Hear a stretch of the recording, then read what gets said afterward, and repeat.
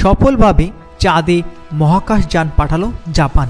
Slim সফলভাবে অবতরণ করেছে চাঁদের বুকে, তবে কাজ করছে না সৌর প্যানেল। চাঁদে সফলভাবে অবতরণ করছে জাপানের চন্দ্রযান। নির্বিঘ্নে চাঁদে জাপানের মহাকাশযান পা রাখলেও শুরুতে বিপত্তি, ধরা পড়েছে যন্ত্রটির ত্রুটি। নিজস্ব প্রযুক্তি বানানো মনুষ্যহীন চন্দ্রযান ল্যান্ডার স্লিম মুন সাপ্লায়ার শুক্রবার সফলভাবে চাঁদের মাটিতে অবতরণ করে জাপানের মহাকাশ গবেষণা সংস্থা জাক্সা। এর মধ্যে চাঁদে সফলভাবে অবতরণ করা পঞ্চম দেশ হিসেবে স্বীকৃতি পেল জাপান। এর আগে কেবলমাত্র যুক্তরাষ্ট্র, রাশিয়া, চীন ও ভারতের এই কৃতিত্ব অর্জন করেছে।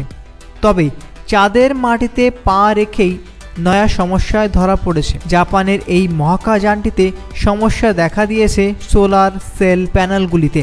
সোলার প্যানেল থেকে শক্তি উৎপন্ন হয়ে মূলত সমস্যা দেখা দিয়েছে। শুক্রবারেই এই তথ্য জানিয়েছেন জাপানের অ্যারোস্পেস এক্সোপ্ল্যানেট এজেন্সি। বিবৃতি দিয়ে জাক্সা জানায়, চাঁদের মহাকাশযানটি সফলভাবে অবতরণ করেছে, লক্ষ্যের 100 মিটারের মধ্যে অবতরণ করেছে। যদিও এখনও পর্যন্ত ওই সৌরশক্তি থেকে চার্জ নেওয়া শুরু হয়নি, ব্যাটারির উপর নির্ভরশীল রয়েছে এখনও পর্যন্ত।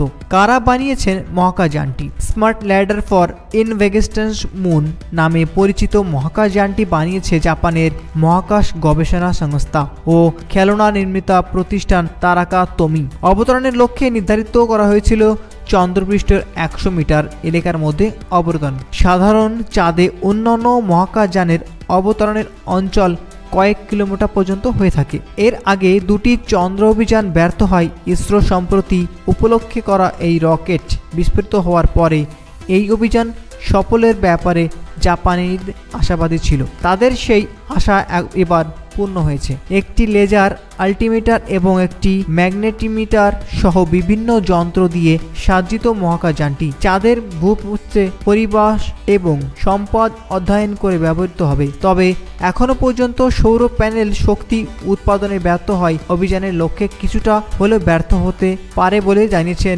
জাপানি মহাকাশ সংস্থা। তবে এখনই আশা ছাড়ছেন না বিজ্ঞানীরা। জাপানি বিজ্ঞানীরা কর্মকর্তারা জানিয়েছেন, স্লিম ছোট রোভারগুলি পরিকল্পনার অনুযায়ী চালু করা হয়েছে।